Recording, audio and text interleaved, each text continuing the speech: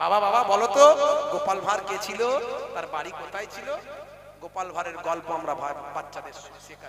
গোপাল ভাঁড় অনেক ভালো ছিল। গোপাল ভাঁড় জীবনে শিক্ষা দিয়েছে। গোপাল ভাঁড়ের গল্প থেকেও শিক্ষা আছে, যদি সেখান থেকে শিক্ষাটা নেই আর শুধু গোপাল ভাঁড়ের হাস্য কৌতুক শুনে যদি হাসে, ওখান থেকে কিচ্ছু নাই। কথিত আছে গোপাল ভাঁড় নামের কোন চরিত্র ছিল কিনা ইতিহাসে পাওয়া যায়নি, তবে এটা কাল্পনিক একটা চরিত্র। গোপাল ভাঁড় কে ছিল? নদিয়ার কৃষ্ণনগরের রাজা, রাজা কৃষ্ণর ভাই আমার ভাঁড়, তার প্রধান একজন সঙ্গে থাকা গল্প কথক, যে রাজাকে সবসময় বিনোদন দিত, এইরকম একজন ব্যক্তির নাম হলো গোপাল ভাঁড়। রাজা কৃষ্ণচন্দ্রের যার সঙ্গে সব সময় থেকে তাকে আনন্দ দিত, এইরকম একজন ব্যক্তির নাম হলো গোপাল ভাঁড়। এক সময় দেখা গেল ইংরেজরা যখন এসে এই ভারতবর্ষকে ইস্ট ইন্ডিয়া কোম্পানির নামে দখল করার চেষ্টা শুরু করলো, তারা প্রথমে দ্বিতীয় বাহাদুর শাহের কাছে গিয়ে উপঢৌকন দিল। সেই উপঢৌকন পেয়ে ব্যবসা করার অজুহাত দিয়ে ভারতবর্ষের এক জায়গা থেকে অন্য জায়গায় তারা ক্ষমতা বিস্তার করে যখন বাংলা বিহার ত্রিপুরা সহ এই বঙ্গের শাসন করছেন কে? মুর্শিদাবাদের ভাই আমার রাজা সুলতান, রাজা বাদশাহ, রাজা সিরাজউদ্দৌলা। এই সিরাজউদ্দৌলার সময় যখন ইংরেজরা এসে বাংলা বিহার উড়িষ্যাকে দখল করার চেষ্টা শুরু করলো, সেই সময় রাজা সিরাজউদ্দৌলাকে তারা প্রতিহত করার চেষ্টা করে, তারা রাজা সিরাজউদ্দৌলার কাছের মানুষ যারা ছিল তাদের মধ্যে ছিল মীর জাফর, মীর কাসিম, জগৎ শেঠ, এইরকম কিছু লোককে তারা কন্ট্রোল করলো। তাদেরকে প্রলোভন দেখালো যে তোমরা যদি সিরাজউদ্দৌলাকে পরাস্ত করতে পারো তাহলে আমরা তোমাদেরকে ক্ষমতায় বসাবো, এই বাংলা বিহার উড়িষ্যার দায়িত্ব তোমাদের কাঁধে দেব, তোমরা বাদশাহী করবে। ক্ষমতা এমন একটা জিনিস বাপ, ক্ষমতা এমন একটা জিনিস। আজ যে মন্ত্রীর ড্রাইভার, সেই একদিন মন্ত্রীকে গুলি করে শেষ করে দিয়ে দলে নাম লিখিয়ে পার্টিতে দাঁড়িয়ে সেই একদিন নেতা হয়ে গেল। ক্ষমতা এমন একটা জিনিস। এই গল্পের কথা বলতে গেলে অনেক কথা, আমি সেই উদাহরণ দিতে যাচ্ছি না। গোপাল ভাঁড় কিন্তু বুঝতে পেরেছিল। গোপাল ভাঁড় বুঝতে পেরে কৃষ্ণচন্দ্রকে বলেছিল, হে কৃষ্ণচন্দ্র, আপনি আজকে সিরাজউদ্দৌলার বিরুদ্ধে কথা বলছেন, আপনাকে ইংরেজরা ব্যবসার নাম দিয়ে প্রলোভন দেখাচ্ছে যে আপনাকে ব্যবসার নাম দিয়ে কৃষ্ণনগরের উন্নতির কথা বলে, নদিয়ার উন্নতির কথা বলে সিরাজউদ্দৌলার বিরুদ্ধে আপনাকে নিয়ে যাওয়ার চেষ্টা করছে। হে রাজা কৃষ্ণচন্দ্র, আপনি এটা করবেন না। এই ইংরেজরা কখনো ভালো হয় না, ইংরেজদের চালাকি বুদ্ধি ধরা বড্ড মুশকিল। ইংরেজরা চতুর হয়, এই ইংরেজদের কূট বুদ্ধিতে তারা খ্যাত। তারা চাইছে সিরাজউদ্দৌলার ক্ষমতা কমিয়ে দিতে, তাই তারা ভিতরে ভিতরে চক্রান্ত করছে। রাজা কৃষ্ণচন্দ্র তখন প্রাধান্য দেয়নি গোপাল ভাঁড়কে। গোপাল, হে গোপাল, তুমি এসব কথা আমাকে বলো না। বারবার কিন্তু গোপাল চেষ্টা করে দেশকে বাঁচানোর, বারবার কিন্তু চেষ্টা করে গোপাল যে বাংলাকে শেষ করবেন না। সিরাজউদ্দৌলার বিরুদ্ধে যাওয়া মানে পুরো বাংলা বিহার উড়িষ্যার ক্ষমতা ইংরেজদের হাতে চলে যাবে। হে আমার রাজা মশাই, আমি আপনার নুন খেয়েছি, আপনার গুণ গাই, আপনার বিরোধিতা আমি করতে পারবো না, কিন্তু আপনাকে আমি বারবার পরামর্শ দিই, আপনি কিন্তু ওই সিরাজউদ্দৌলার বিরুদ্ধে যাবেন না।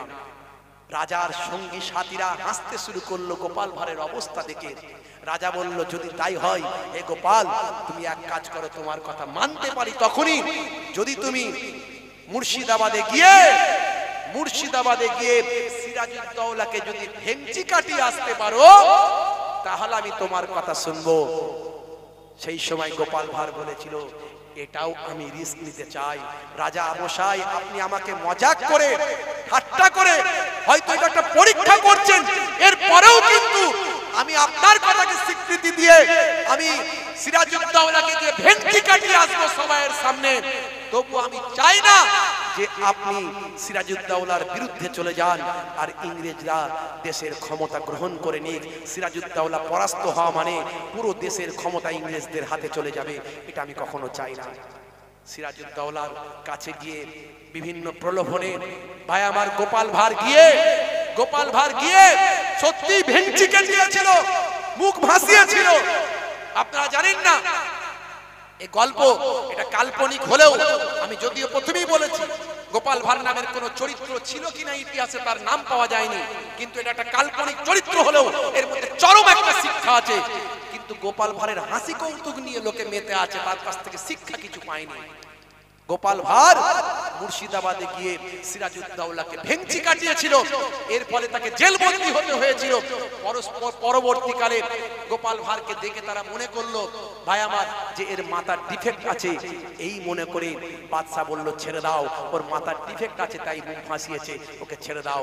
গোপাল ভাঁড় এমন একটা অ্যাক্টিং করে বেরিয়েছে, যখন মুর্শিদাবাদ ভাই আমার নদিয়ায় গিয়ে রাজা কৃষ্ণচন্দ্রকে বলল, হে রাজা কৃষ্ণচন্দ্র, প্রমাণ আছে তারা ষড়যন্ত্রে লিপ্ত হয়েছে, মীর জাফর, মীর কাসেম, জগৎ সেন এরা সব ষড়যন্ত্রে লিপ্ত হয়েছে, কিন্তু আপনার কথা মতো আমি গিয়ে ভেঙচি কেটিয়ে এসেছি, আমি মুখ ভাসিয়ে এসেছি।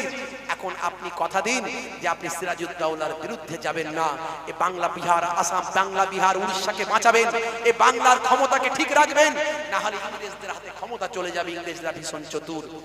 তারপরেও কিন্তু এত কিছু ঘটনার পরে রাজা কৃষ্ণচন্দ্র যখন গোপালের কথা মানল না, গোপাল তখন মনের দুঃখে কৃষ্ণচন্দ্রের ভাই আমার রাজ দরবার ছেড়ে নদিয়ার কৃষ্ণনগর ছেড়ে তখন নিজে আত্মগোপন করেছিল, চলে গিয়েছিল। এইভাবেই গোপাল ভাঁড়ের জীবন হারিয়ে গিয়েছিল। এই কথার দ্বারা এটুকু প্রমাণ হয় গোপাল ভাঁড় কেমন কৃষ্ণচন্দ্রকে ভালোবেসেছে। গোপাল ভাঁড় যার নুন খেয়েছে তার সঙ্গে নেমক হারামি করেনি। গোপাল ভাঁড় শিক্ষা দিয়ে গেছে যে তুমি যার অধীনে আছো তার অধীনস্থ মানুষের কৃতজ্ঞতা স্বীকার করো, তার সবকিছু ত্যাগ তুমি স্বীকার করো, সবকিছু নির্দেশ তুমি পালন করো। যার নুন খেয়েছো তার সঙ্গে নেমক হারামি কোনোদিন করোনি। গোপাল ভাঁড় এই শিক্ষাটা দিয়েছিল। সর্বোপরি গোপাল ভাঁড় শিক্ষা দিয়েছিল দেশকে ভালোবাসো, দেশের ভালোবাসার জন্য প্রয়োজন হলে জেলে ঢোকো, দেশের ভালোবাসার জন্য প্রয়োজন হলে নিজের জীবনকে উৎসর্গ করো। হতে পারতো সিরাজউদ্দৌলাকে মুখ ভাসানোর কারণে গোপাল ভাঁড়কে ফাঁসি দেওয়া হতে পারত, কিন্তু সেই ফাঁসিতে ঝুলতেও গোপাল রাজি ছিল, কিন্তু দেশকে ইংরেজদের হাতে তুলে দিতে সে রাজি হয়নি। এটাই সে দেশপ্রেমের নিদর্শন দেখিয়েছিল। গোপাল ভাঁড়কে নিয়ে আজকে লোকে হাস্য কৌতুক করে, গোপাল ভাঁড়ের ভাই আমার বিভিন্ন রকম কথা নিয়ে গল্প করে, কিন্তু গোপাল ভাঁড় যে শিক্ষা দিয়েছে, দেশপ্রেম শিখিয়েছে। আমার নবী 1450 বছর আগে যে কথা বলেছেন, হুব্বুল ওয়াতানি মিনাল ঈমান, দেশপ্রেম হলো ঈমানের অঙ্গ, সেই কাল্পনিক চরিত্র গোপাল ভাঁড়ের জীবনী থেকে প্রমাণ পাওয়া যায়। বন্ধুরা আমার, তরুণ যুবকেরা আমার, মুরব্বিয়ানেরা আমার, আমাদের শিক্ষার অনেক কিছু আছে।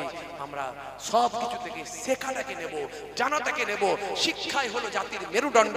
সেই শিক্ষায় শিক্ষিত হব, বাচ্চাদেরকে শিক্ষিত করব, বাচ্চাদেরকে সুশিক্ষায় শিক্ষিত করব, স্কুল কলেজ মাদ্রাসা ইউনিভার্সিটি তৈরি করব। আসুন আমরা আমাদের সন্তানদেরকে doctor, engineer, is, IPS, WBCS, আলেম, ওলামা, হাফেজ, কারি, মাওলানা, মুফতি এই সব তৈরি করব। সামান্য কে ভুল করেছে তার ভুলটাকে খোঁজার চেষ্টা করছি, কে কোথায় সামান্য অন্যায় করেছে তার পেছনে কাটি দিচ্ছি। একটা মানুষ পরিপূর্ণ হতে পারে না, তার ভালোও থাকবে মন্দও থাকবে। ইসলাম বলছে তার ভুলটাকে খোঁজো না, বরং সে যেটা ঠিক করেছে, ভালো কাজ করেছে, সেটাকে তুমি গ্রহণ করো। জোরে হবে না? হে তরুণ যুবকেরা, হে আমার বন্ধুরা, শুনে রেখে দিন বাবা, জেনে রেখে দেন, তাহলে আপনাকে আমাকে আপনার আমার সন্তানকে আলেমে দিন করতে হবে, কোরআন মাজিদ বুঝতে হবে, কোরআন মাজিদ থেকে শিক্ষা লাভ করতে হবে। হে তরুণ যুবকেরা, হে আমার মুরব্বিয়ানেরা, শুনে রেখে দিন বাবা, জেনে রেখে দিন বাবা। একজন হিন্দি কবি তিনি বলেছিলেন, হে মুসলমানেরা, তোমরা কোরআন বুঝলে না, তোমরা কোরআন চিনলে না, কোরআন মাজিদ পৃথিবীতে কেন এলো এটা তোমরা অনুভব করতে পারলে না। হে তরুণ যুবকেরা, হে আমার মুরব্বিয়ানেরা, হিন্দি কবিতার ভাষাতে তিনি বলেছিলেন, আমাল কি কিতাব থি दुआ की किताब बना दिया। अमल की किताब थी, दुआ की किताब बना दिया। समझने की किताब थी, पढ़ने की किताब बना दिया। समझने की किताब थी, पढ़ने की किताब बना दिया। दस्तूरे कायनात का दर्स देने आई थी, दस्तूरे कायनात का दर्स देने आई थी। इसे मदरसों का किताब बना दिया। शुद्ध कुरान मजीद के मदरसार किताब बनिए दीजिए। दस्तूरे कायनात का दर्स देने आई थी, इसे मदरसों का निसाब बना दिया। इसे मदरसों का निसाब बना दिया। मुर्दा कौमों को जिंदा करने आई थी, मुर्दा कौमों को जिंदा करने आई थी। इसे मुर्दों का बख्शाने पे लगा दिया। इस किताब को मुर्दों को, इस किताब से मुर्दों को बख्शाने पे लगा दिया। ऐ मुसलमानों, ये तुमने क्या किया? আমল की किताब थी, दुआ की किताब बना दिया। এটা আমল করার কিতাব। এই কিতাব থেকে পড়ে বুঝে নিয়ে বাস্তবায়িত করার কিতাব। তোমরা কি করলে? এ থেকে শুধু দোয়া খুঁজে খুঁজে বের করলে। এটা পেচ্ছাবের দোয়া, এটা পায়খানার দোয়া, এটা শোয়ার দোয়া, এটা হাসার দোয়া, এটা কাশির দোয়া, দোয়া বের করলে এখান থেকে। আমল করলে না, কিতাব কি বলেছে সেটা মানলে না। সারা কুল কায়নাতকে এটা শিক্ষা দিতে এসেছিল, আর তোমরা শুধু এটা মাদ্রাসার একটা পাঠ্যপুস্তক ছাড়া আর কিছু মনে করলে না। এই কিতাবটাকে মাদ্রাসার একটা পাঠ্যপুস্তক ছাড়া কিছু মনে করলে না। मुर्दा कौमों को जिंदा करने आई थी, मुर्दा कौमों को जिंदा करने आई थी। এটা হলো মৃত কওম, যে কওম কিছু বোঝে না, তারা যদি কোরআন বুঝে যায় পৃথিবীর শ্রেষ্ঠ জ্ঞানী হয়ে যাবে। জোরে হবে না? আর অথচ তোমরা কি করলে? মুর্দों का बख्शाने पे लगा दिया। মৃত মানুষ মারা গেলে তার সামনে কোরআন তেলাওয়াত করে তাকে জান্নাতে পাঠানোর চেষ্টা করলে। কে বলছে এটা? ভারতের একজন প্রাক্তন রাষ্ট্রপতি, নাম হলো মিস্টার শঙ্কর দয়াল শর্মা। নামটা মনে পড়ে গেছে, ভুলে গেছিলাম। নাম হলো মিস্টার শঙ্কর দয়াল শর্মা, ভারতের এক্স রাষ্ট্রপতি, প্রেসিডেন্ট, ভারতবর্ষের এক্স প্রেসিডেন্ট। এবং তিনি একজন হিন্দি কবি, বিখ্যাত শায়ের, একজন কবি। তিনি বলছেন কত বড় কথা। তিনি বলছেন, এ মুসলমানো, ये तुमने क्या किया? হে মুসলমান, এটা তোমরা কি করলে? বন্ধুরা আমার, তাহলে সেই কোরআন মাজিদের আলোকে আমাদেরকে শিখতে হবে, জানতে হবে, বুঝতে হবে। হে তরুণ যুবকেরা, সেই কোরআন মাজিদ বলছে তোমরা নামাজ পড়ো, সেই কোরআন মাজিদ বলছে তোমরা মদ খেও না, সেই কোরআন মাজিদ বলছে তোমরা সুদ খেও না, সেই কোরআন মাজিদ বলছে পিতা মাতার সঙ্গে খারাপ ব্যবহার করো না। অওয়াসাইনাল ইনসানা বিওয়ালিদাইহি ইহসানা হামালাতুহু উম্মুহু কুরহা ওয়া ওয়াদাআতুহু কুরহা ওয়া হামলুহু ওয়া ফিসালুহু সালাসুনা শাহরা। হে তরুণ যুবকেরা, হে আমার বন্ধুরা, হে আমার মুরব্বিয়ানেরা, শুনে রেখে দিন বাবা, জেনে রেখে দিন বাবা, সেই কোরআন বলছেন আমি আল্লাহ অবাসাইনাল ইনসানা বিওয়ালিদাইহি ইহসানা, আমি আল্লাহ তাআলা দুনিয়ার সন্তান সন্ততিকে তাদের পিতামাতার ইহসান করার নির্দেশ দিয়েছি।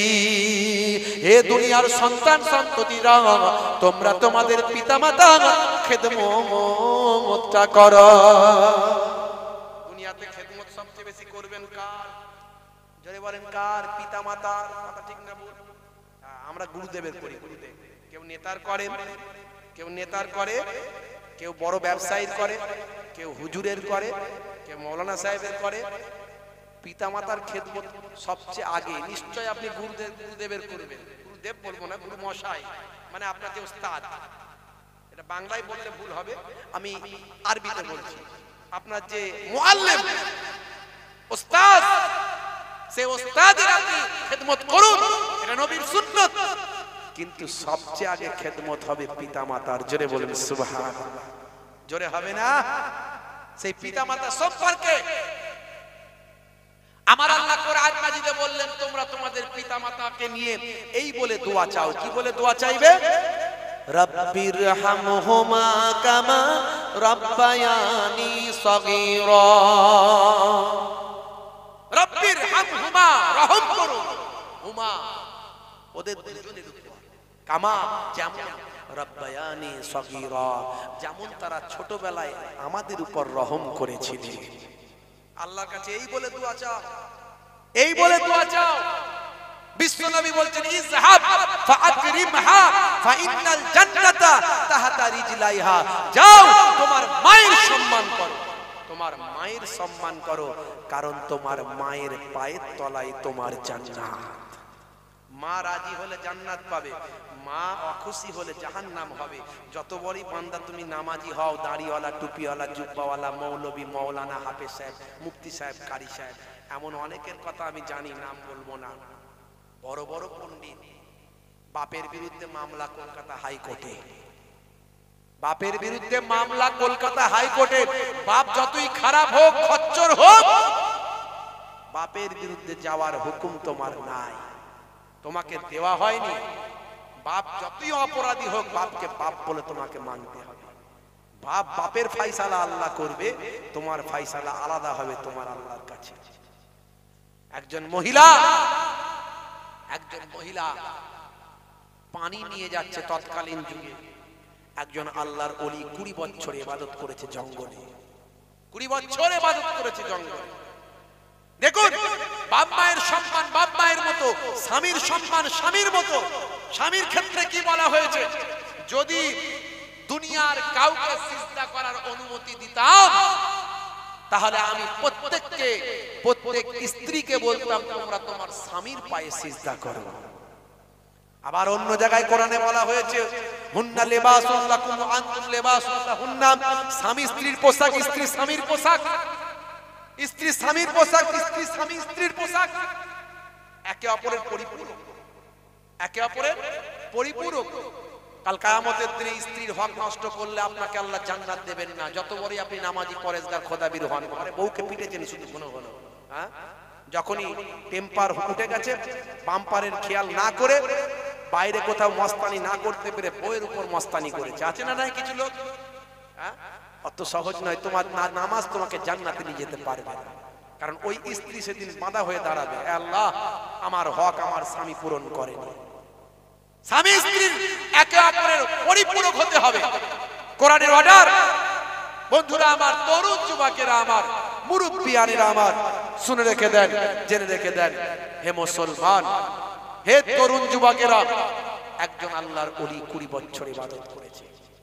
20 বছর ইবাদত করে চিন্তা করছে আল্লাহ আমার ইবাদত কবুল করেছেন কিনা, একটু পরীক্ষা করি, একটু পরীক্ষা করি। হে তরুণ যুবকেরা, হে আমার বন্ধুরা, হে আমার মুরব্বিয়ানেরা, শুনে রেখে দিন বাবা, জেনে রেখে দিন বাবা, জঙ্গলে একজন আল্লাহর মাহবুব বান্দা 20টা বছর আল্লাহর ইবাদতে মাশগুল থেকেছেন।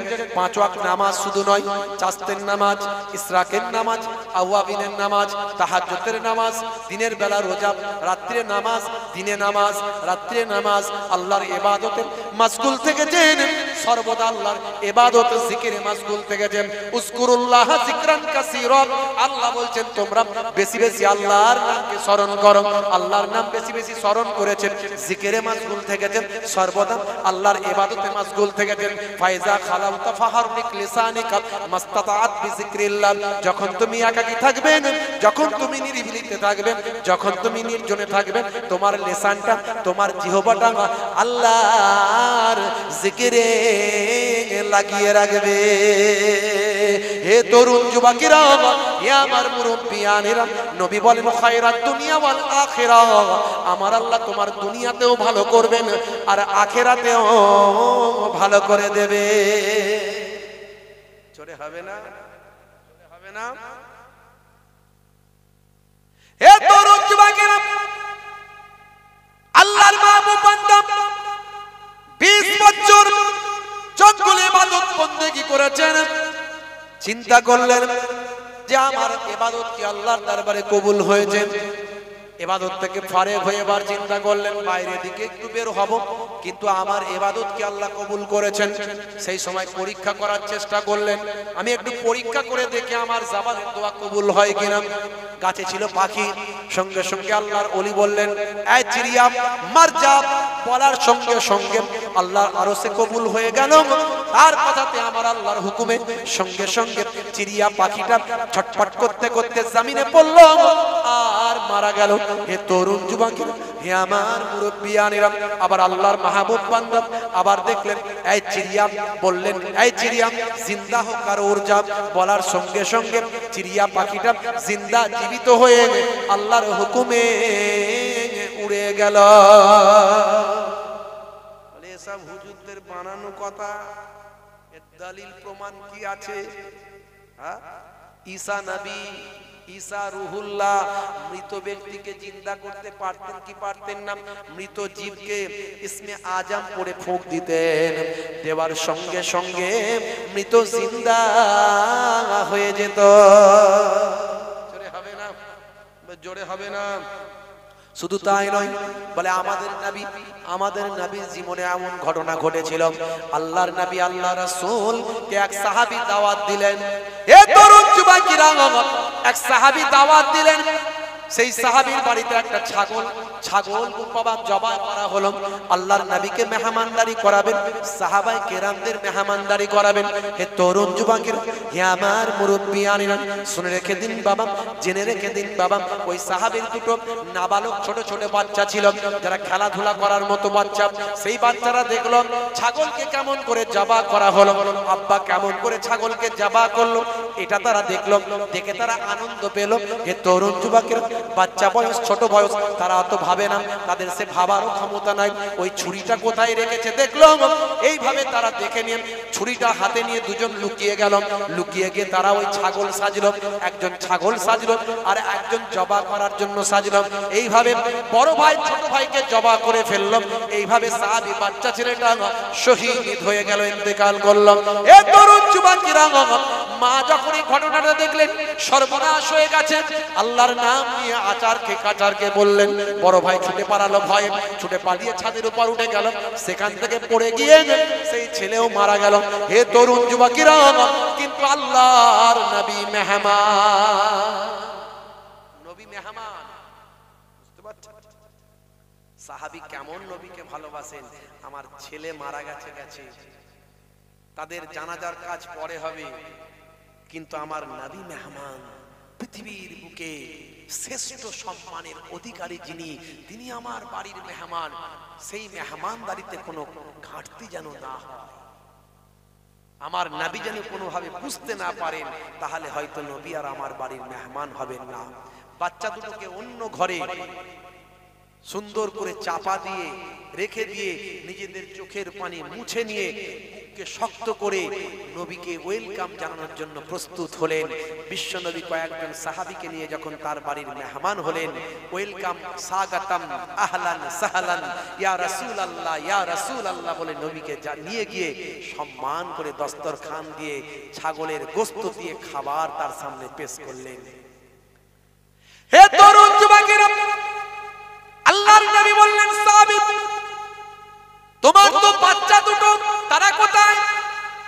নবী আমার সব খবর রাখেন। হে সাবিত, তোমার বাচ্চা দুটো কোথায়? সেই বাচ্চা দুটোকে দেখো, আমি রাসূলুল্লাহ তোমার ছোট ছোট বাচ্চাগুলোকে একই দস্তরখানে নিয়ে খেতে চাই।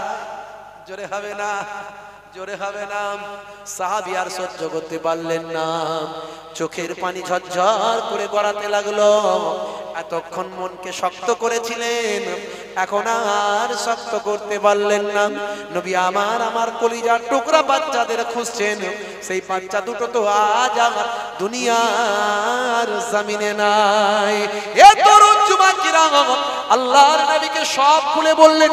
দয়ার নবী আমার বলতে লাগলেন, সাহাবীর, ও সাহাবী, কেঁদো না, কেঁদো না, চলো চলো, খাওয়া দাওয়া পরে হবে, তোমার বাচ্চা দুটোর কাছে আমি রাসূলকে নিয়ে চলো।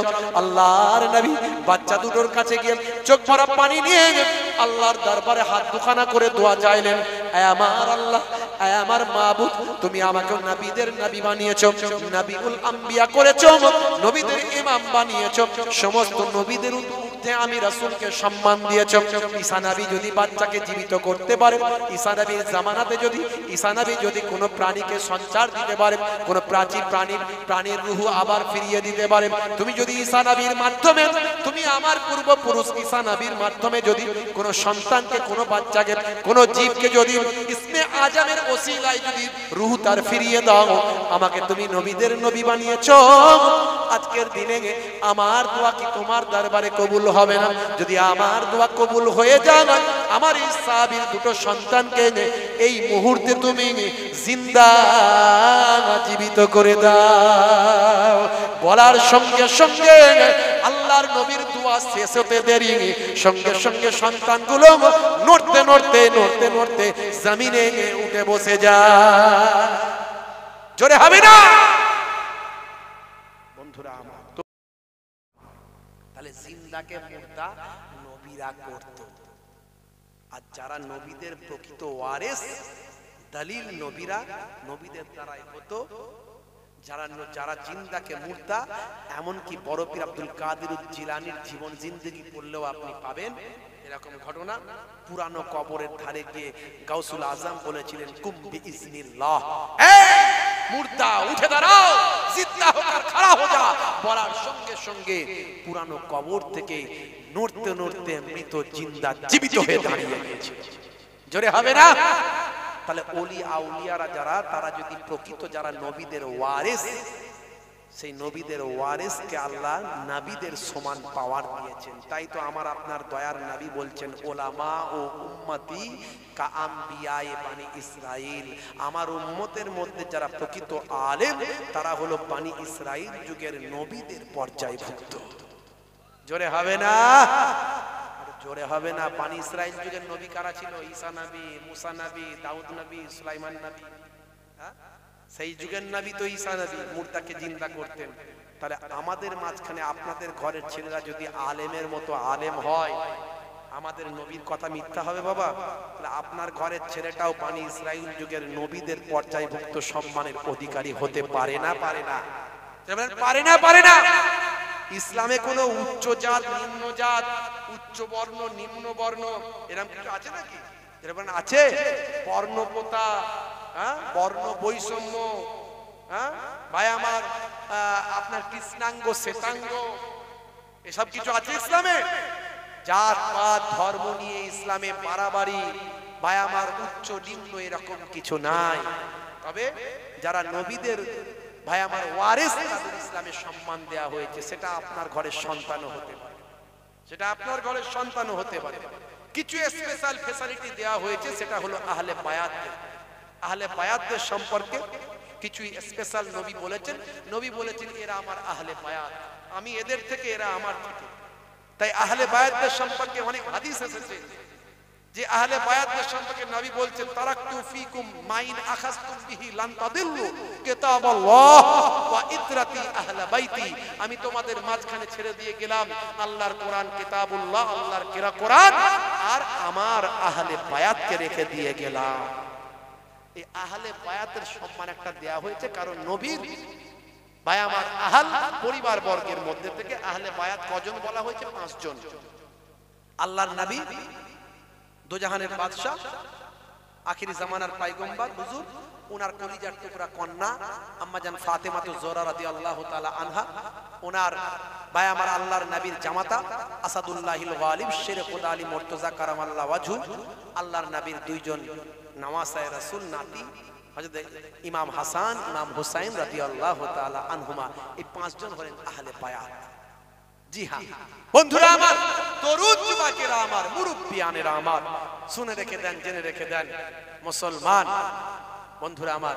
এছাড়া আলেম ওলামাদেরকে সবচেয়ে সম্মানের অধিকারী বলা হয়েছে ইসলামে। আল্লাযীনা উতুল ইলমা দারাজাত, তোমাদের মধ্যে প্রকৃত আহলে ইলমরা হলো উচ্চ সম্মানের অধিকারী। জোরে হবে না? আল উলামা ওয়ারাসাতুল আম্বিয়া, যারা আলেমে হাক্কানি হবে তারাই হলো নবীদের বংশধর। জোরে হবে না? হে তরুণ যুবকেরা, হে আমার বন্ধুরা, হে আমার মুরব্বিয়ানেরা, শুনে রেখে দিন বাবা, জেনে রেখে দিন বাবা। ওই আল্লাহর ওলি বান্দা যখন বললেন এই চিড়িয়া জিন্দা হোক আর ওর জাম, বলার সঙ্গে সঙ্গে পাখি জিন্দা জীবিত হয়ে আকাশে উড়ে গেল। হে তরুণ যুবকেরা, আল্লাহর মাহবুব বান্দা চিন্তা করলেন নিশ্চয় আমার দোয়া আল্লাহ আরশে কবুল হয়েছে। আমার আল্লাহ আমাকে আল্লাহ ওলি বান্দা বলে কবুল করেছেন, আমার জবানের দোয়া কবুল হচ্ছে। হে তরুণ যুবকের বহুদূর চলে গিয়েছেন, বহুদূর যাওয়ার পর ওই আল্লাহর ওলি বান্দাকে একটু পিপাসা লেগেছে, বড় তেষ্টা পেয়েছেন, বড় পিপাসা পেয়েছেন। দেখতে পাচ্ছেন একজন মহিলা দূরে কলসি নিয়ে, কলস নিয়ে হেঁটে হেঁটে তার ঘরের দিকে চলে যাচ্ছেন। পেছন থেকে দেখতে পেয়ে সেই সময় আল্লাহর মাহবুব বান্দা বললেন, এই মেয়ে, এই মহিলা, এই নারী, আমাকে একটু পানির ব্যবস্থা করে দাও, আমাকে একটু পানি পান করে দাও, আমাকে একটু পানির ব্যবস্থা করে দাও। ভাই আমার দোস্ত আমার, ওই মহিলা না শোনার ভান করে যেন শুনতে পাননি চলে যাচ্ছেন। আবার আল্লাহর মাহবুব বান্দা বলেন, এই নারী, এই মহিলা, আমি তোমাকে একটু পানি চাইছি, পানি আল্লাহর নিয়ামত, এখানে পানির বড় অভাব, আমি বহু সময় ধরে তেষ্টা পেয়েছি, বহু সময় ধরে আমি বহু সময় ধরে আমি তেষ্টার মধ্যে আছি, আমাকে একটু পানি পান করাও, আমাকে একটু পানি পান করাও। আবার মহিলা কোনো কথা বলেন না, মহিলা কোনো তাকিয়ে দেখেন না, পেছন দিকে ফেরেন না, মহিলা নিজের মতো বাড়ির দিকে পানি বা আমার নিজে নিয়ে চলে যাচ্ছেন। আবার এবার রাগান্বিত হয়ে আল্লাহর ওলি বলেন, হে মহিলা, তুমি কি কথা কানে ঢোকাওনি? একটু পানি কি মানুষকে খাওয়ানো যায় না? পানির সময় পানি চাইলে কি মানুষকে দিতে হয় না? সেই সময় ওই মহিলা বললেন, হুজুর, আমি কোনো পাখি নয়, চিড়িয়া নয়, এত মেজাজ দিয়ে আপনি কথা বলবেন? এই চিড়িয়া মারজা বললে মরে যাবেন, এই চিড়িয়া জিন্দা হোকার উড়জা বললে উড়ে যাবে। জোরে হবে না? আর জোরে হবে না? আল্লাহর ওলি বলে, এটা তো এখান থেকে শত শত মাইল আগের ঘটনা, এ তো এখানের ঘটনা নয়। এই মহিলা জানলো কেমন করে? এই মা জানলো কেমন করে? আল্লাহর ওলি বুঝতে পারলেন এই মা সাধারণ মহিলা নয়, এ তো আল্লাহর ওলি বান্দি। হে তরুণ যুবকেরা, পানি খাওয়া বাদ দিয়ে একথা শুনে যেন তার তৃষ্ণা মিটে গেল। সেই সময় বললেন, মা, দুঃখ নেবেন না মা, বেয়াদবি নেবেন না মা। ও মামা, আপনি এমন কথা জানলেন কেমন করে? এমন কথা খবরটা পেলেন কেমন করে? পর্দা মুখ বাঁধা হে তরুণ যুবকেরা, গায়ে হাতে চাপা দেওয়া বিদুষী মহিলা, আল্লাহর নেক বান্দি পর্দাওয়ালা মহিলা, হে তরুণ যুবকেরা, আমার আপনার ঘরের মহিলারা বাইরে যখন বেরোয়, পর্দা তো দূরের কথা, পর্দাকে চর্দা দিয়ে, স্বামীকে পান দিয়ে খাইয়ে দিয়ে বেপর্দা হয়ে ঘুরে বেড়ায়। আছে না নাই? জোরে বলেন, আছে না নাই? মুসলমানের নারী করছে বাড়াবাড়ি, চালাচ্ছে স্কুটি গাড়ি, গায়ে নাই ওর নাম, বলছে আমার দিকে দেখ না, চুল করতে কালার, যাচ্ছে বিউটি পার্লার, নাম ছিল জরিনা, এবার হলো করিনা। লাল শাড়ি, লাল টিপ, লাল আঁচল মাথায় নাই, সবুজ শাড়ি, সবুজ টিপ, সবুজ আঁচল মাথায় নাই, পিঠটা তাদের ফাঁকা, বলছে যত তাকাবি তাকা। স্বামী মনে মনে করছে আমার বউকে নায়িকা লাগছে তো, দেখ কেমন লাগে। আছে না নাই? মুসলমানের নারী, হাই রে হাই, চৌধুরী সাহেবের বিয়ের রিসেপশনে যাবেন, বাজার কলকাতার শপিং মলে যাবেন, 3-4 মহিলা একসঙ্গে বেরিয়ে যাবে, সঙ্গে আছে তার শাশুড়ি মা, বলছে মা আয়না, বৌমা বলছে মা দাঁড়াও না। আয়নার কাছ থেকে মন উঠতে চায় না, চুলটা হেলায়, ঘাটটা নাড়ায়, গাল পালিশ আর ঠোঁট পালিশ লাগায়, পালিশের উপর পালিশ মারে ভাই, শেষে বলে দেখ আমার থোপরা যেন প্রিয়াঙ্কা চোপড়া। মুসলমানের নারী চালাচ্ছে স্কুটি গাড়ি, মুসলমানের নারী করছে বাড়াবাড়ি, এ মুসলমানের নারী হয়ে যাবেন না আনারি। মেরাজে গিয়ে আল্লাহর নবী 6 ধরনের মহিলার শাস্তি হতে দেখেছিলেন। আম্মা জান ফাতেমাকে ঘটনাটা শুনিয়েছিলেন, উপস্থিত ছিল শেরে খোদা আলী মুর্তজা। অনেকে বলে এই হাদিসটার সহি সানাদ ঠিক নাই। হে তরুণ যুবকেরা, কিন্তু অন্যান্য হাদিসগুলোকে যদি একত্রিত করা হয়, এই হাদিসটা তখন প্রমাণিত হয়ে যায়। হে তরুণ যুবকেরা, ছয় শ্রেণীর নারীর শাস্তি পেতে দেখেছিলেন আল্লাহর নবী। তার মধ্যে এক শ্রেণীর নারী ভাই আমার, তাকে চুলটা টেনে বেঁধে দেওয়া হয়েছে, চুল ধরে টাঙিয়ে দেওয়া হয়েছে। সেই মহিলা চুল দেখিয়ে ঘুরে বেড়াতো। ভাই আমার, দোস্ত আমার, মহিলাদের চুল ঢেকে রাখার জন্য না খুলে রাখার জন্য? মহিলাদের চুল হলো সৌন্দর্যের প্রতীক, চুল হলো মহিলাদের সৌন্দর্য। সেই সৌন্দর্য দেখানোটা যাবে একমাত্র স্বামীর কাছে, দেবরের কাছেও দেখানো চলবে না।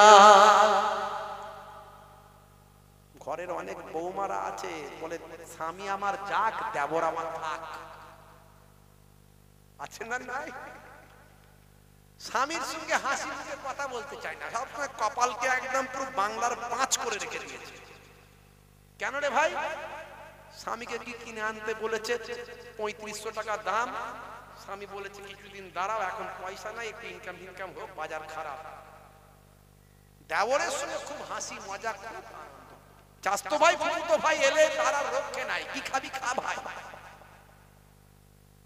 বুঝতে পারছেন? রাগ করবেন না বাপ। শালীরা এখন জামাইয়ের সঙ্গে বেশি ঘুরতে, দোলা ভাইয়ের সঙ্গে ঘুরতে বেশি পছন্দ করে শালীরা, দেখবেন। আর জামাইগুলো মনে মনে করে শালী তো আধা ঘরওয়ালি। ওরা এই থিওরিতে বিশ্বাস করে, শালী মানে বউ তো আমার অরিজিনাল ফুল ঘরওয়ালি, আর শালী হলো আধা ঘরওয়ালি। ওই শালীও গুনাহ কবিরা করছে, হারাম কাজ করছে, আর ওই জামাইও হারাম কাজ করছে। মোটরসাইকেলে শালীকে নিয়ে ঘুরে বেড়ানো, কবরে ঢুকলে বুঝতে পারবে কি হচ্ছে। রাগ করবেন না বাপ। মেরাজ থেকে আল্লাহর নবী যখন ফিরেছিলেন, 6 শ্রেণীর মহিলার শাস্তি হতে দেখেছিলেন। তার মধ্যে এক শ্রেণী হলো যারা চুলকে উন্মুক্ত করত, যে মহিলারা চুলকে খুলে রেখে ঘুরে বেড়াতো। এই রকম এক শ্রেণীর মহিলা যাদেরকে জাহান্নামার শাস্তি দেওয়া হচ্ছে কঠিন ভাবে, তাদের চুলকে টেনে বেঁধে দিয়ে জাহান্নামার আগুনে তাদের জ্বালানো হচ্ছে। বন্ধুরা আমার, তরুণ যুবকেরা, নবী আমার আরেকটু এগিয়ে গেলেন, আবার দেখলেন এক ধরনের মহিলাকে জিভটাকে টেনে বের করে শিক দিয়ে টাঙিয়ে তাকে জ্বালানো হচ্ছে। নবী জিজ্ঞাসা করলেন, এদের কেন শাস্তি দেয়া হচ্ছে? সেই ফারিস্তা তখন বললেন, ইয়া রাসূলুল্লাহ, এই মহিলার মুখ ছিল ভীষণ খারাপ। এই মহিলা মুখ দিয়ে মানুষকে কষ্ট দিত, এমন এমন করা করা কথা বলতো, তার কথাতে অন্যান্য মহিলাদের হৃদয়ে আঘাত লাগতো, তাদের চোখ দিয়ে পানি ঝরতো, জবান দিয়ে এত খারাপ খারাপ কথা বলতো। আছে না নাই? শুধু মহিলারা নয়, পুরুষরাও আছে না নাই? এই জন্য বলা হয়েছে তুমি সহজ হয়ে যাও, সরল হয়ে যাও। ইউরিদুল্লাহু বিকুমুল ইউসরা ওয়া লা ইউরিদু বিকুমুল উসরা। আমার আল্লাহ তোমাদের জন্য সরলতা পছন্দ করেন, কঠোরতা পছন্দ করেন না।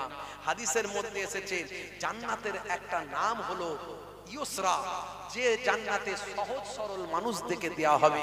আর জাহান্নামের একটা নাম হলো উসরা, যেখানে কঠোরতা বিদ্যমান, শক্ত কঠিন। সেই কঠোরতাই জাহান্নামের আগুনে সেই কঠোর মানুষগুলোকে দেয়া হবে। শুধু নামাজ পড়লেই জান্নাতি হবেন এমন গ্যারান্টি দেওয়া যাবে না। ইসলামের সবকিছু মানতে হবে। নামাজও পড়ছে, আবার মেজাজ কি হাই টেম্পার, মানুষকে মানুষ মনে করে না। আছে না নাই? হয়েছি বাপের বেটা, মরবো একদিন, ভয় কি রে? ঘন ঘন বাহু দেখাচ্ছে, এক থাপ্পড়ে পাঁপড় ভাজা খাইয়ে দেবো। সলেমান খানের বডি, ওরে বাপ রে বাপ। মুসলমানের ছেলে জিম করে করে বডি বানাচ্ছে আর লোককে দেখাচ্ছে, দেখেছিস কি করেছি? লাগবি না একদম। পকেটে পয়সা হয়েছে, দুটো ভেরির মালিক হয়েছো, দুটো ইট ভাটার মালিক হয়েছো, নেতা হয়েছো, জমিদার হয়েছো, কিছু কারবার করেছো, কিছু ব্যবসা করে সম্পদ মালিক হয়েছো। বলছে ঘরে গিয়ে মেরে আসবো, তুলে নিয়ে আসবো ঘর থেকে। তার লোক বল দেয়, চোল বল দেয়, কাঁদছে। আহারে, কত বড় কথা বললো 10টা লোকের সামনে, আমার হৃদয়টাকে জ্বালিয়ে দিল। আল্লাহ, আমার ক্ষমতা নাই, আমার লোক বল, টাকা বল, অর্থ বল, ক্ষমতা বল নাই, আমি তোমার কাছে ছেড়ে দিলাম, তোমার কাছে ছেড়ে দিলাম। বিশ্বনবীর হাদিস, রাসূল বলেন দাওয়াতুল মাজলুমে, দাওয়াতুল মুসাফিরে, দাওয়াতুল ওয়ালিদি আলা ওয়ালাদিহি। 3 শ্রেণীর ডাক আল্লাহর আরশে তৎক্ষণাৎ কবুল হয়ে যায়। তার মধ্যে একটা হলো মাজলুম ব্যক্তি, যার উপর অত্যাচার করা হয়েছে, সে যদি অত্যাচারের বদলা না নিয়ে আল্লাহর উপর ছেড়ে দেন, ফয়সালাটা আমার আল্লাহই করে দেবেন। জোরে বলেন, জোরে হবে না? এই রাম মন্দির সামনে 22শে জানুয়ারি উদ্বোধন হবে, কি গো, সেই নিয়ে অনেকে হইচই করছে। ইন্টারনেট খুললেই বলছে মন্দির চলছে, মন্দির তৈরি হচ্ছে, কোথায় 100 ফুট কি তৈরি হচ্ছে বলছে, কত নাকি মিঠাই মন্ডা তৈরি হচ্ছে। তো ভালো, তো এতে খারাপের কি আছে? এ তো ভালো জিনিস। মিঠাই মন্ডা তৈরি হলে আরো কি কি তৈরি হলে তো খারাপ হচ্ছে, ভালো। বন্ধুরা আমার, তরুণ যুবকেরা আমার, কিছু মানুষ মনে মনে করছে হাই হাই হাই আমাদের সব শেষ হয়ে গেল, আমাদের মসজিদ ভেঙে হাই হাই হাই মন্দির হয়ে গেল। কিছু মানুষ মনে মনে করছে, ভাই তুমি এত মসজিদের তোমার দরদ, তোমার গ্রামে যে মসজিদটা আছে সেই মসজিদে তুমি নামাজ পড়তে যাও তো ভাই, 5 ওয়াক্ত নামাজটা পড়ো। ওই মসজিদে যা হয়েছে সে ফয়সালা তো আল্লাহ করে দেবে। আর মসজিদ কোন জায়গায় যখন তৈরি হয়, সেই মসজিদ ভেঙে দিক, কুড়িয়ে দিক, যাই করে দিক, আল্লাহর আরশে মসজিদ বলি কবুল হয়ে যায়। তাহলে মসজিদ ওখানে ছিল, আছে, থাকবে। দীর্ঘ 1528 খ্রিস্টাব্দে বাবরের সেনাপতি মীর বাকি পানিপথের যুদ্ধের পরে ইব্রাহিম লোদিকে পরাস্ত করে এই মসজিদটা তৈরি করেছিল, নাম বাবরের নামে বাবরি করেছিল। তারপর থেকে কয়েকশো বছর কেটে গেছে, কোনো বিতর্ক ছিল না। পরবর্তীকালে বিতর্ক শুরু হলো, কোর্টে মামলা চলল দীর্ঘদিন ধরে। মামলা উপর মানুষ বিশ্বাস করলো, কত কি হয়ে গেল, কত মানুষ আঘাত পেল, কত দাঙ্গা হয়ে গেল, কত মারপিট হয়ে গেল। কোন ধর্মই অশান্তি শেখায়নি, কোন ধর্মই খুন খারাপিকে পছন্দ করে না। স্বামী বিবেকানন্দজি বলেছিলেন, জীবে প্রেম করে যেই জন, সেই জন সেবিছে ঈশ্বর। 1450 বছর আগেও নবী আমার জানিয়ে দিয়ে গেছে, ইসলাম বলেছে লা ইয়ারহামুল্লাহু মান লা ইয়ারহামুন নাস, যে মনুষ্য জাতির উপর দয়া করে না, মহান স্রষ্টা তার উপর দয়া করেন না। আমরা কোর্টের উপর আস্থা রেখেছিলাম, কোর্টও সুন্দর ফয়সালা দিয়েছে। প্রত্নতত্ত্ববিদদের নিয়ে এসে মাটির তলা খনন করা হয়েছিল, খনন করে বলা হয়েছিল যদি কোনো স্ট্রাকচার পাওয়া যায় তাহলে প্রমাণ হবে যে তলায় মন্দির ছিল। কিন্তু কোর্ট যখন রায় দিল তখন বলল কোনো সেরকম স্ট্রাকচার পাওয়া যায়নি। লেটেস্ট রায় যখন দিয়েছিল তারা শেষে বলেছিল, কিন্তু ভারতবর্ষের অমুসলিম আমার হিন্দু ভাইদের আস্থা হলো অযোধ্যায় রামের জন্ম, তাই হিন্দু ভাইদের জন্য ওখানে মন্দিরটাই তৈরি হোক, আর মুসলমান ভাইদের জন্য 5 একর জমি দেওয়া হোক অযোধ্যা থেকে আরো 25 কিলোমিটার দূরে, সেখানে একটা এই অযোধ্যার মধ্যেই দেওয়া হোক যেখানে মসজিদ তৈরি হবে। আজকে সেখানে মন্দির তৈরি হচ্ছে, এতে আমাদের কোনো দুঃখ নাই, আমাদের কোনো কষ্ট নাই। কিছু মানুষ ইন্টারনেটে হই হই করছে, তো হই হই করার কোনো দরকারই নাই, কারণ মসজিদ যেখানে তৈরি হয় আল্লাহ সেটা কবুল করে নেয়। ভেঙে দিক, গুড়িয়ে দিক, চলে যাক, যাই হোক, সেটা আল্লাহর দরবারে কিয়ামত পর্যন্ত মসজিদ হিসেবে থাকে। জোরে হবে না? কিন্তু আমার হিন্দু ভাইদের আবেগ যেখানে আছে, ভালোবাসা যেখানে আছে, আমরা ভারতবর্ষের মুসলমান, আমরা সম্প্রীতি ভালোবাসি, আমরা শান্তি পছন্দ করি। ইসলাম শান্তির কথা বলে, ইসলাম ভ্রাতৃত্বের কথা বলে, ইসলাম মানবিকতার কথা বলে। আমাদের যারা ভাই, পাশাপাশি ভাই, প্রতিবেশী ভাই, আমরা সংখ্যায় কম, তারা সংখ্যায় বেশি, তারা দাদা, আমরা ভাই, একে অপরে মিলেমিশে আমরা চলতে চাই। একসঙ্গে সকাল হলে চায়ের দোকানে চা খাই, একসঙ্গে কারবারে গিয়ে ব্যবসাটা করি ভাই। তো বাবরি মসজিদ আর মন্দির, রাম মন্দির নিয়ে লড়াই ঝগড়া আমাদের মাঝখানে থাকতে পারে না। তারা যখন আস্থাতে, আমরা জানি কোর্টের রায় এভিডেন্সে হয়, তবে যখন কোর্ট যখন যেটা ভালো বুঝেছেন, সুপ্রিম কোর্টকে আমরা সম্মান জানিয়ে বলেছি আপনারা যেটা ভালো বুঝেছেন সেটা করেছেন বা করুন। তারা যখন আস্থার রায় দিয়েছে তারা মেনেছে, আমরাও মেনে নিতে বাধ্য হয়েছি। কিন্তু মসজিদ আল্লাহর আরশে ওই জায়গাতে কবুল হয়েছে, আজও আছে, আগামীতেও থাকবে, কিয়ামত পর্যন্ত থাকবে। বন্ধুরা আমার, কিন্তু কিছু মানুষ তারাই হায় হায় গেল গেল, হায় হায় হয়ে গেল, এই সব এই কথা এই কথা সেই কথা, এসব কথা বলে কোনো লাভ নাই। ইসলাম শান্তির কথা বলে, সম্প্রীতির কথা বলে, ভ্রাতৃত্বের কথা বলে। আর যারা মনে মনে করছে বিশ্ব জয় করে ফেলেছি, আজকে আমরা এই করে ফেলছি, সেই করে ফেলছি, বিশ্ব জয় করে ফেলেছি, ও সব মনে করেও কিছু নাই। কারণ আমরা হিন্দু আর মুসলিম, মোরা দুই সহোদর ভাই, এক বৃন্তে দুটি কুসুম, এক ভারতে ঠাই। যখন বন্যা আসে মুসলমানের ঘরেতেও পানি ঢোকে, যখন বন্যা আসে হিন্দু ভাইদের বাড়িতেও পানি ঢোকে, যখন ঝড় আসে মুসলমানের ঘরেও ধাক্কা লাগে, যখন ঝড় আসে হিন্দু ভাইদের ঘরেও ধাক্কা লাগে। তাই সবচেয়ে আগে আমাদের হৃদয়টা পবিত্র করতে হবে। হৃদয়টা খুলে দেখুন, এই হৃদয়ের মধ্যেই যদি আপনি প্রকৃত ভাই আমার পুরুষোত্তম রামজির ভক্ত হন, তো আপনার হৃদয়ে রামকে আপনি পাবেন। আর যদি আমরা প্রকৃত আল্লাহর বান্দা হই, রাসূলের উম্মত হই, আমাদের হৃদয়ে আল্লাহ এবং রাসূলের মহব্বত পেয়ে যাব। তাহলে এখানে বন্ধুরা আমার, তরুণ যুবকেরা আমার, কিছু মানুষ তারা সব সময় চাইছে কিভাবে একটা উগ্রতার পরিবেশ তৈরি করা যায়, এই ভারতবর্ষের মানুষের মধ্যে কিভাবে দাঙ্গা হাঙ্গামা লাগানো যায়, একটা রই রই ভাব, হই হই ভাব মানুষের মাঝখানে কিভাবে প্রকাশ ঘটানো যায়। তাই আমি সকলের কাছে অনুরোধ করব, মুসলিম ভাইদেরকে অনুরোধ করব, মাদ্রাসাগুলো মসজিদগুলোতে সব সিসি ক্যামেরা লাগান। হিন্দু ভাইদের অনুরোধ করব, আপনারা সব মন্দিরগুলো, ধর্মস্থানগুলোতে সিসি ক্যামেরা লাগান, যাতে করে আমাদের মাঝখানে কোনো সুকুনির জন্ম না হয়। সেই সুকুনি যে মানুষের রক্ত খেতে চায়, সে চেষ্টা করবে কাউকে দিয়ে শুকরের গোশত মন্দিরে ফেলতে, আর গরুর গোশত মন্দিরে ফেলতে, আর শুকরের গোশত মসজিদে ফেলতে। এইভাবে ফেলে দিয়ে সে মানুষের রক্ত শুকুনি খেতে চায়, এটা যেন না পারে। কারণ ভারতবর্ষের সমস্ত মুসলমান শান্তিপ্রিয়, সমস্ত হিন্দু শান্তিপ্রিয়, সবাই শান্তি চায়। এক শ্রেণীর যারা কারবারি, ধর্ম নিয়ে কারবার করে, তারাই কেবল অশান্তি চায়। প্রকৃত যারা ধর্মগুরু, তারা কোন ধর্মকে কুটুক্তি করতে পারে ভাই? বলেন পারে? শ্রী রামকৃষ্ণ পরমহংসদেব কত সুন্দর কথা বলেছেন। তিনি বলেছেন, যত মত তত পথ, শান্তির কথা বলেছেন।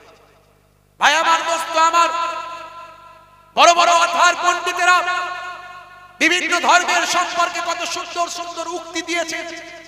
এক শ্রেণীর মানুষকে কোরআন সম্পর্কে ভুল বোঝানো হয়।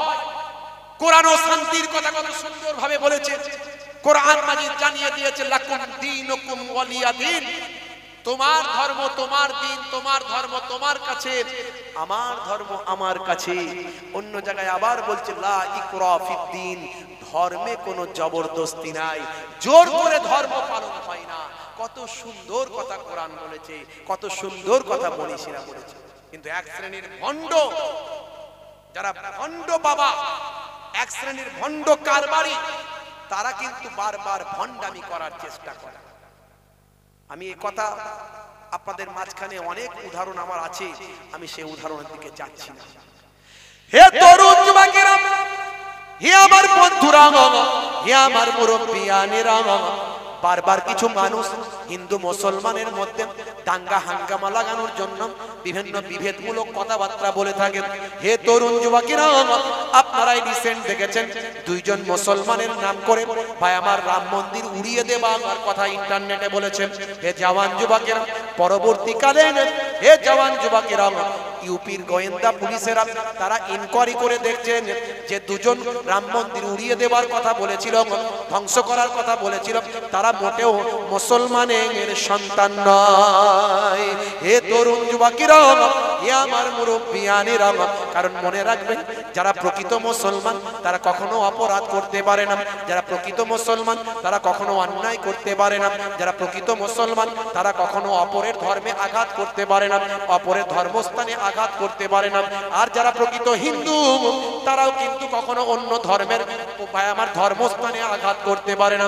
যারা প্রকৃত খ্রিস্টান তারাও কখনো অন্য ধর্মের ধর্মস্থানে আঘাত করতে পারে না, কারণ প্রত্যেকটা ধর্মই শান্তির কথা বলেন, প্রত্যেকটা ধর্মই পরধর্মে সহিষ্ণুতার কথা বলেন। এ তরুণ যুবকেরা, এ আমার মুরব্বিয়ানেরা, আগে মানুষ হতে হবে তারপর মুসলমান হবেন, আগে মানুষ হতে হবে তারপর হিন্দু হবেন, আগে মানুষ হতে হবে তারপর খ্রিস্টান হবেন, জৈন বৌদ্ধ হবেন। যদি আপনি মানুষ হতে না পারেন আপনি মুসলমান হতে পারলেন না।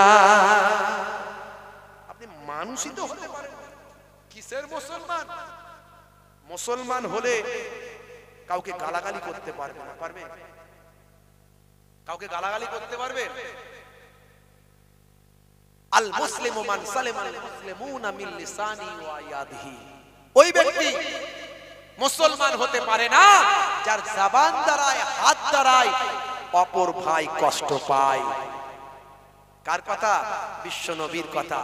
নবীজি বললেন, আমি জাহান্নামায় দেখতে পেলাম মেরাজে গিয়ে জাহান্নামায় জিভটাকে টেনে বের করে টাঙিয়ে দেওয়া হয়েছে, জাহান্নামার আগুনে পোড়ানো হচ্ছে। এই মহিলাগুলোকে আমি জিজ্ঞাসা করলাম এরা কারা? বলে যাদের জবান দিয়ে, যাদের মুখ দিয়ে, জিহ্বা দিয়ে অপর মহিলাদের, অপরদের এমন কড়া কড়া কথা বলতো যার দ্বারায় তারা অতিষ্ঠ হয়ে উঠতো। আমার আল্লাহ ওই সমস্ত মহিলাদেরকে শাস্তি দিচ্ছে। হে তরুণ যুবকেরা, যে সমস্ত মহিলারা অবৈধভাবে যৌন ক্রিয়াকর্মে লিপ্ত, অবৈধভাবে তারা যৌনতা মানুষের কাছে প্রকাশ করে, যারা রাস্তাঘাটে স্বল্প পোশাক পরে নিজেদের শরীরের ভাই আমার অংশকে মানুষের কাছে খোলা মেলার চেষ্টা করে, যে সমস্ত মহিলারা, হে তরুণ যুবকেরা, নায়িকা গায়িকাদের মতো পোশাক পরে পুরুষ মানুষের কাছে নিজেদের বহিঃপ্রকাশ করানোর চেষ্টা করে, পুরুষ মহিলাদের, পুরুষ মানুষদের কাছে নিজেদের আকর্ষণ করে তোলার চেষ্টা করে, স্বল্প পোশাক পরিহিতা, পাতলা পোশাক পরিহিতা, নিজেদের শরীরের অঙ্গ প্রত্যঙ্গ প্রদর্শন করা মহিলারা, এই সমস্ত মহিলারা যারা ছিল, হে তরুণ যুবকেরা, আল্লাহর নবী বলেন, আমি জিজ্ঞাসা করলাম ওই মহিলারা কারা?